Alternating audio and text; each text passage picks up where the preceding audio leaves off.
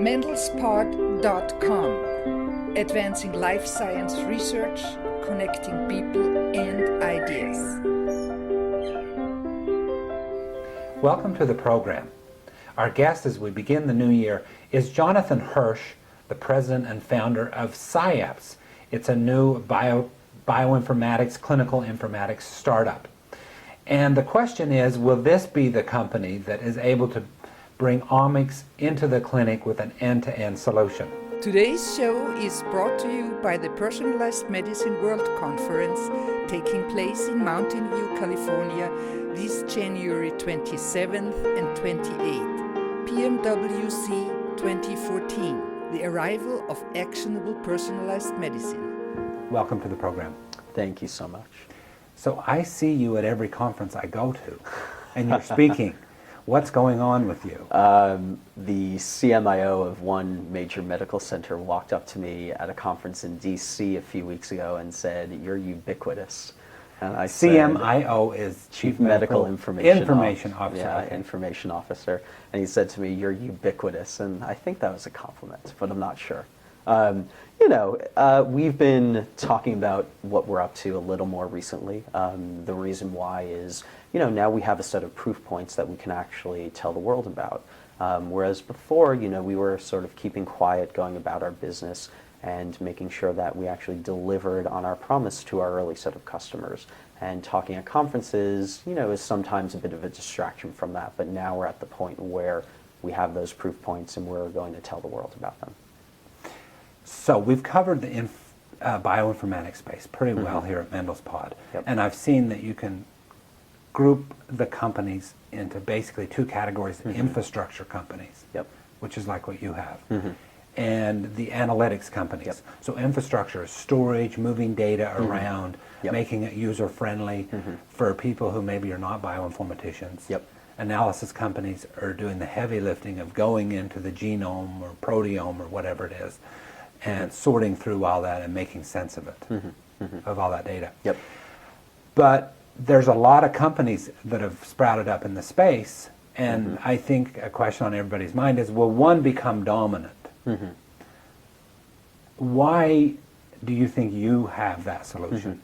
I also think that there's room for a lot of companies in this space to solve particular aspects of the problem. Now, we're focused, as you observed, on the infrastructure component. So we're focused on how do you store, manage, interrogate, and report on the intersection of omics, clinical, and outcomes data. And that's a very important bit of infrastructure that we're focused on that really there are no solutions for today. The solutions are Excel spreadsheets, people writing in Word documents, and other sources. There's a lot of room for many companies to provide infrastructure on, say, the analytics side. So you have infrastructure as a service for running your secondary analytics. And there are a lot of room for companies that have various different analytical solutions to play with all this data. So I think there's room for a lot of companies. Now, why we're going to be dominant is I think we have the best solution on the clinical reporting end. And really it solves a critical pressing need for both diagnostic laboratories who are generating reports and sending them out to the physicians, as well as for the hospitals themselves in terms of integrating, managing, and reporting on this data to their physicians. We're in a very interesting place where the physicians are actually driving the adoption of IT solutions, and that's the trend that we're playing on. So those are overwhelmingly the customers that you're focused on right now. It's absolutely. Clinicians.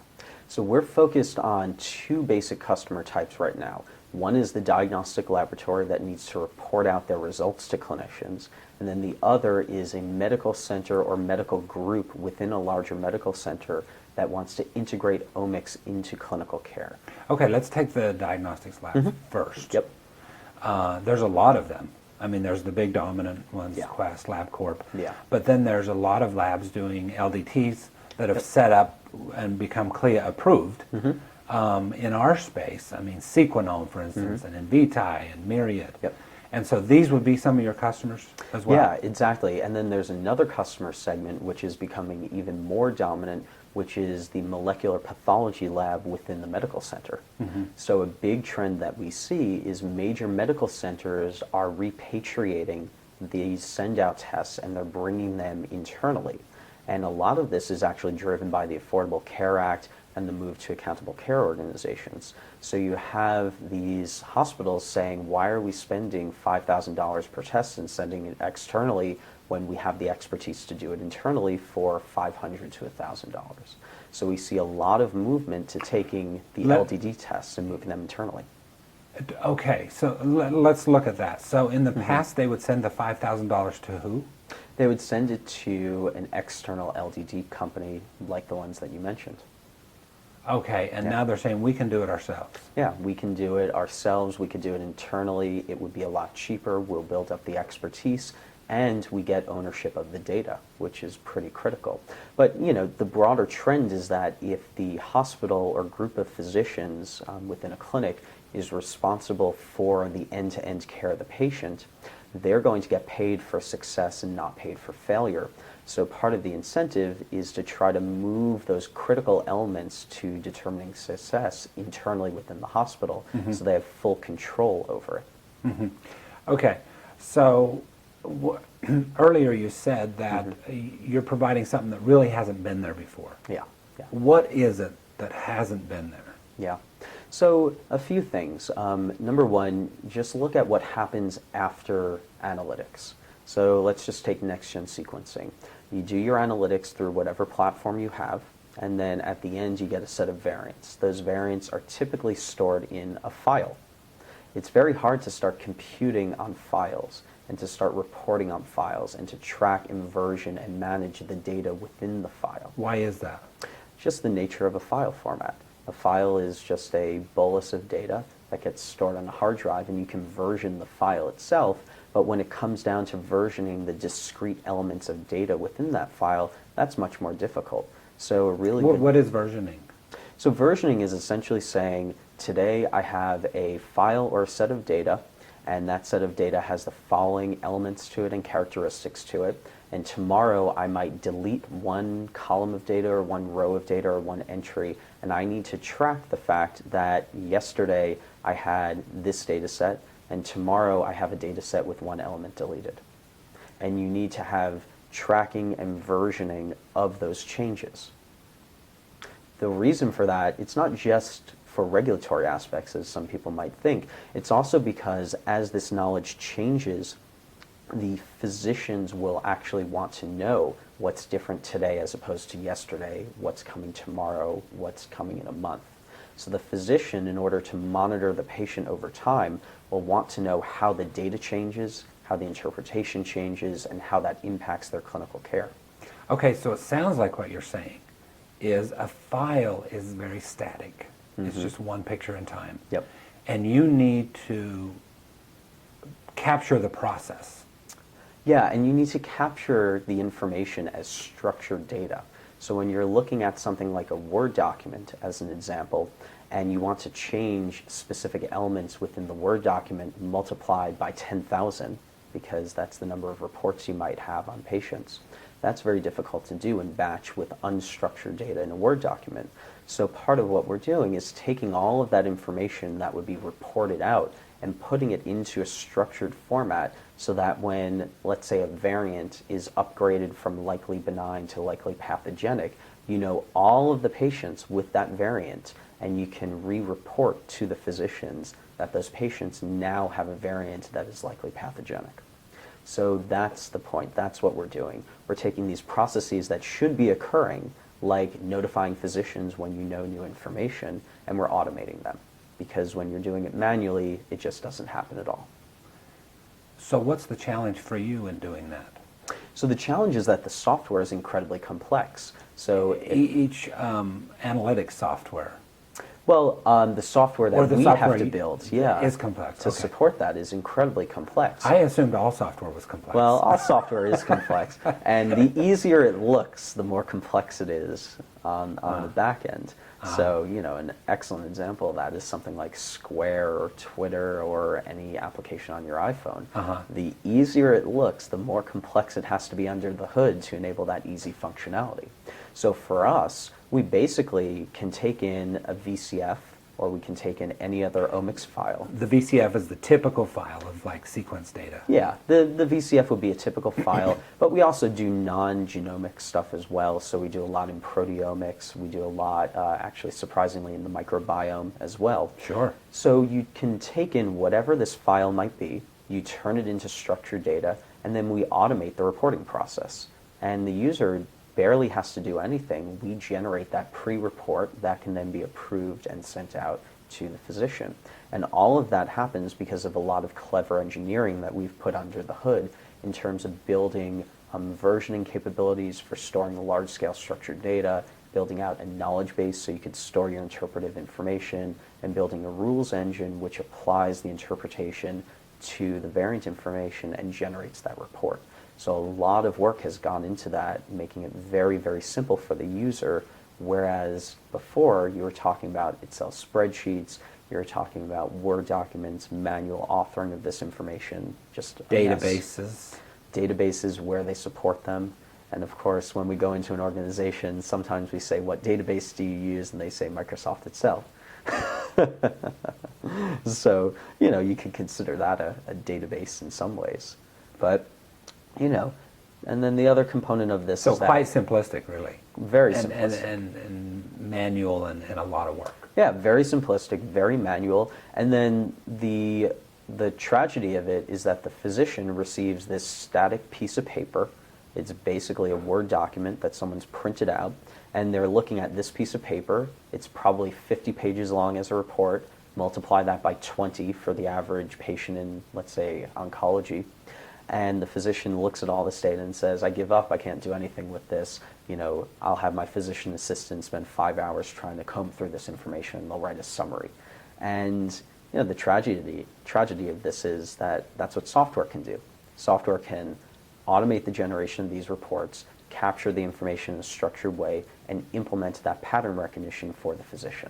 And that's what hasn't been being done before. That's what hasn't been done before. That's what we're doing. And one of the things you have to do is be HIPAA compliant. Absolutely. Which you don't have to in research. Right, exactly. In research, you have other things to deal with. You might have IRBs and other committees that are approving your human subjects research, and you have to abide by some regulations. But HIPAA comes into play whenever you're doing things in the clinic. And then you have stuff like CLIA, you have potential FDA regulation, you have GINA for genetic non-discrimination. So there's a set of regulations to contend with. It's not rocket science. It's just careful engineering to deal with them. Mm-hmm. Now, does the FDA clamping down on 23andMe affect you at all? It's actually very good for us because it makes people understand that you need to have versioning behind your reports, and you need to version the knowledge that you're sending out, whether it's to a patient or a physician. So that will help some of these labs get FDA approved. Absolutely. If they decide to go that route and Yeah. do the trials. Yeah, and you know, there's a set of things that are beyond the control of the software company, such as proving that your test is clinically valid and that the recommendations are in accordance with the best practices in the medical world. So that's something that the test company has to deal with, and that's their value add, frankly. For us, what we can help with is something like versioning. We can help with automation of the reporting. We can help with capturing information from the patient and physician to prove their clinical utility argument, whether it's to the FDA or for reimbursement. So those are the things that we can help with. And actually the FDA clamping down on 23andMe has been in some ways positive for us because it's driven people to understand that you need a really good software architecture to support your compliance efforts. Mm-hmm. So I always thought it would be a big company like Oracle or Google or Illumina that would bring all this together and have reporting for the clinic. Yeah. And now it's another startup out of Stanford. Well, Google was once another startup out of Stanford too. That's true. So, good point. Yeah, not too long ago. But Google has their own focuses, and they're not really an enterprise software company at the end of the day. They might have spectacular software, which they do, but their focus is elsewhere. In terms of other companies in the space, we think that there's room for a lot of people to play. But at the end of the day, a lot of these companies aren't really focused on the software component. They're focused on the instrumentation, they're focused on the analytics. Like Illumina, like the DNA Nexus, or... Yeah, people have different focus areas, and that's not a bad thing. Those are problems that need to be solved, and we would be nowhere if it weren't for what Illumina and LifeTech and others have done in creating very accurate, high-speed, low-cost sequencing machines. So this field would be nowhere without them. That being said, not every company can do everything under the sun. There are specific focus areas, and being a software company, especially an enterprise software company, is vastly different than producing machines, is vastly different than producing analytics. One of the challenges that I've heard from people like you in this space is that it's hard to get adoption of your software if you're not associated with where the data is being generated. So how do you get people to come over to your software? Like with Illumina's base space, it's just convenient because they already use Illumina's platform. So it's actually, it's quite easy from that end.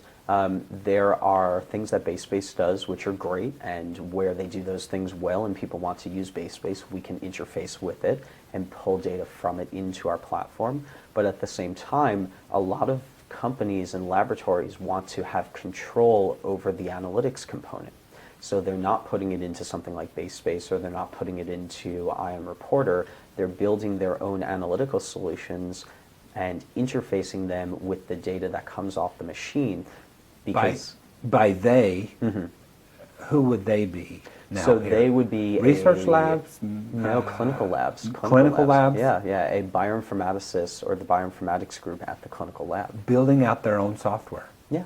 So they build out their own analytical pipelines. It might be based on something like GATK or an open source platform, but a lot of the time they're actually building their own analytical pipelines because they feel that they can do it better, and that's their differentiation. Now, not every lab is going to do that. I mean, they don't have to with your service. Right? Well, with our service, we're not doing the analytical component. That's what someone like Genome Bridge or DNA Nexus or BaseSpace would do. So we're not building the analytical component. But a lot of the time, our customers are actually building their own analytical pipelines and then interfacing them with our system. So as long as you can get data off the machine, which you have to be able to do, otherwise no one would purchase them, it makes it relatively easy to start interacting with the tools in the space. So at what point do they find they have to go onto your service? So they find that they have to go onto our service when they want to start reporting. So that's the crux of it. You can get a huge set of variants, and that's kind of useless at the end of the day. It's kind of that last mile delivery where you're going from the set of variants to a set of clinically actionable variants to a report that's been generated to delivery to the physician. That's the component that gets people to come onto our software. That's why people purchase our application. And there are other aspects that we help the diagnostic lab with, such as online test ordering, collection of phenotypic data and outcomes data from the patient and physician, interactivity around reporting so that the physician can more easily use and digest and understand what they're receiving. But it's the automation of the reporting component that's the critical aspect. So this is a complex topic. Yeah. You say it's complex software. Yeah. I mean, nobody knows how it's going to work out. Yep. What question should I be asking you? But I'm just not smart enough. So the question for us that we always get is, how do you get around the adoption curve, just the slow adoption curve of software in this industry? It is just, typically painfully slow. I thought I asked that. Well, you asked. So how does that compare to what? So I was saying, why would someone go on and use your service? Well, so it's not just why would they go on and use it, but how can you get them to go on and use it a lot faster than the adoption curve typically in this industry. So, if you're talking about 6 to 12 month adoption curves, you can't build a software company on that. And we're getting the adoption curves down to 2 to 3 months. And that's part of, it relates to our business model of being software as a service, where you could get started for incredibly low costs. compared to anything else that you might do. It relates to us being in the cloud and having very quick ability to spin up a new customer. It relates to the way that we've built our software in a configurable manner so that you can very easily map the software to exactly your data and processes. And it relates to the fact that the main problem that all diagnostic companies have is proving clinical utility, which is a problem that we're helping them solve by reporting out and then helping them collect in data all via interactive web forms. That's really cool. Yeah. Because that's what we hear all the time. You know, how are you going to demonstrate clinical utility, clinical validity? Yep. And you're going right into that and tackling that. Absolutely. Now, you mentioned you're configurable, and I thought that was cool when I talked to you before. You talked to me a bit about how you compared it to WordPress and templates. Yeah. And so the user's actually doing a bit of the work, Yes. and that's the way you guys would scale. Yes, exactly. So what we're trying to do is set up our system so that you can configure it, and by you I mean either the diagnostic laboratory or the hospital. You can configure it to map to your data, your processes, and the way that you want to view reports and information.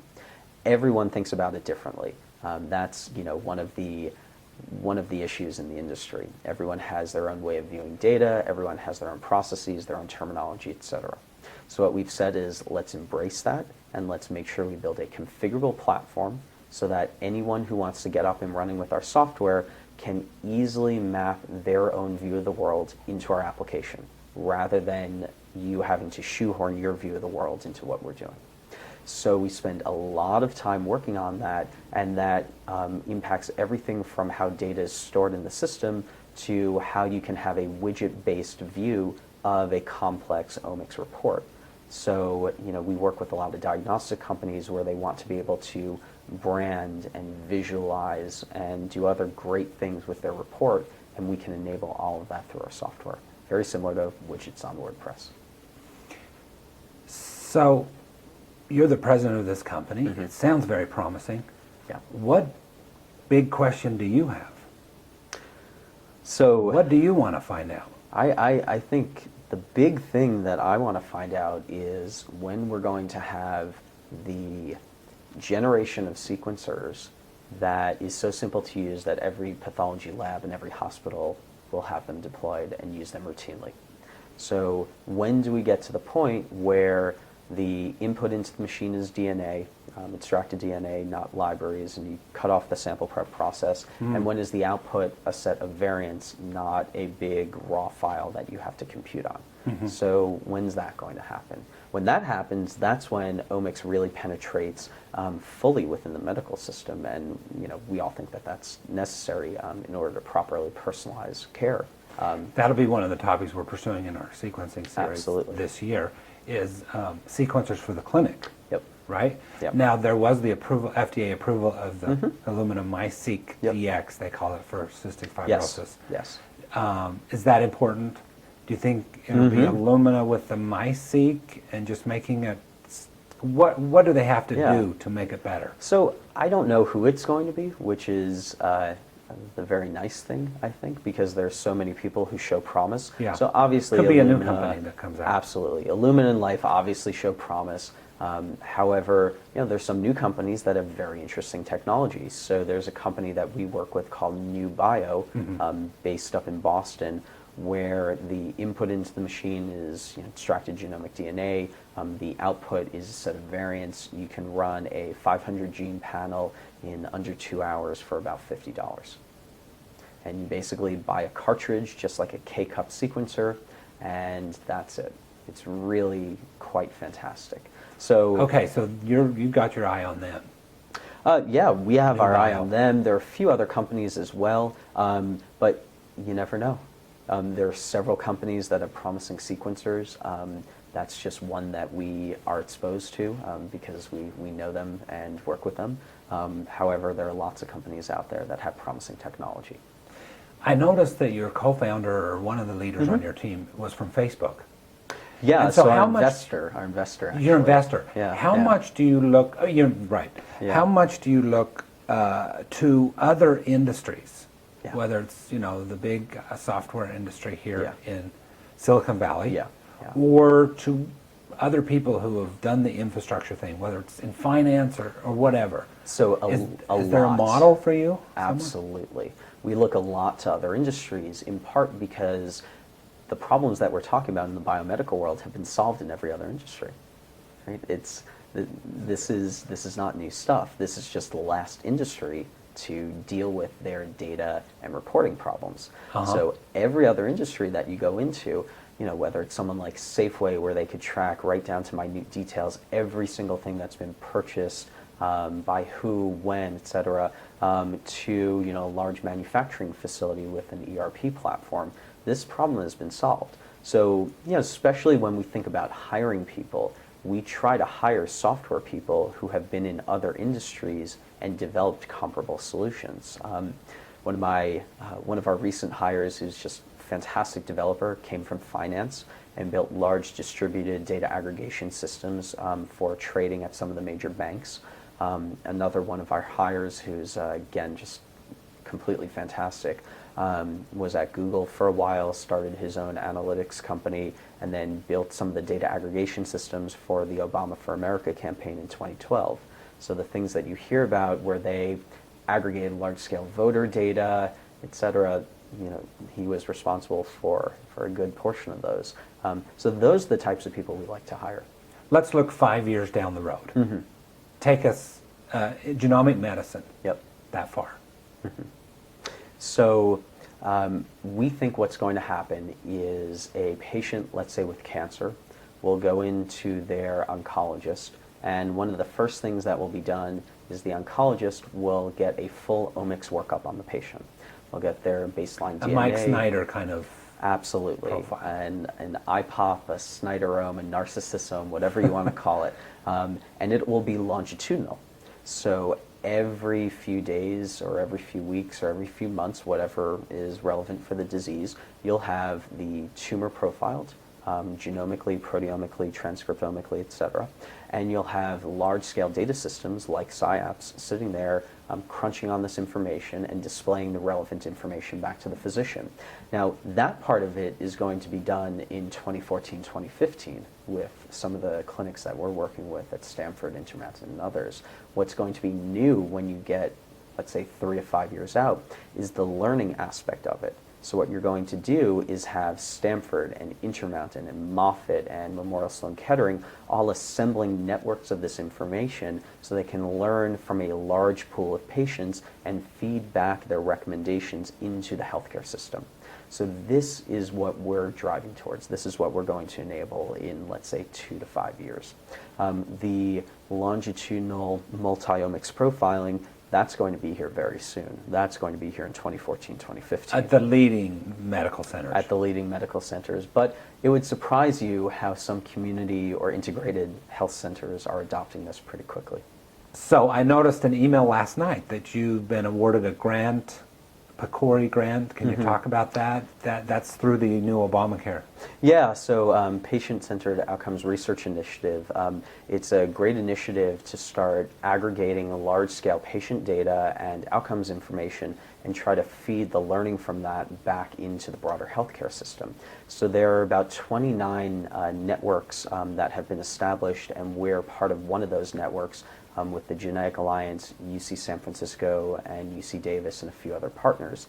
And our component of it is that we're creating a network around the integration of genomics into outcomes research. So this is one of the first networks of its kind, and it's going to span many, many institutions and start aggregating very large-scale patient data and feeding the learnings from this system back into the diagnosis and treatment of genetic disorders. So it's incredibly exciting, and it really is, a pilot for what the future of medicine in this country is going to look like over the next 5 to 10 years.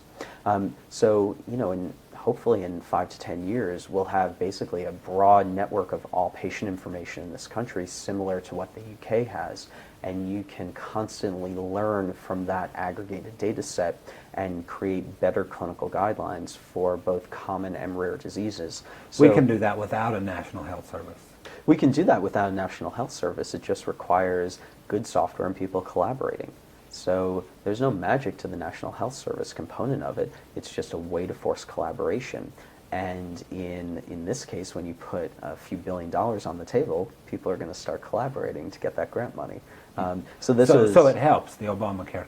It absolutely helps. It absolutely helps. Well, congratulations on the award. Thank you. And we really wish you the best. Thanks so much. In the next year, and we'll be following you and look forward to having you back to the program. 2014 will be a big year at Syapse. Jonathan Hirsch is the president of Syapse. Happy New Year. Happy New Year. Today's show is brought to you by the Personalized Medicine World Conference taking place in Mountain View, California this January 27th and 28th. PMWC 2014, the arrival of actionable personalized medicine.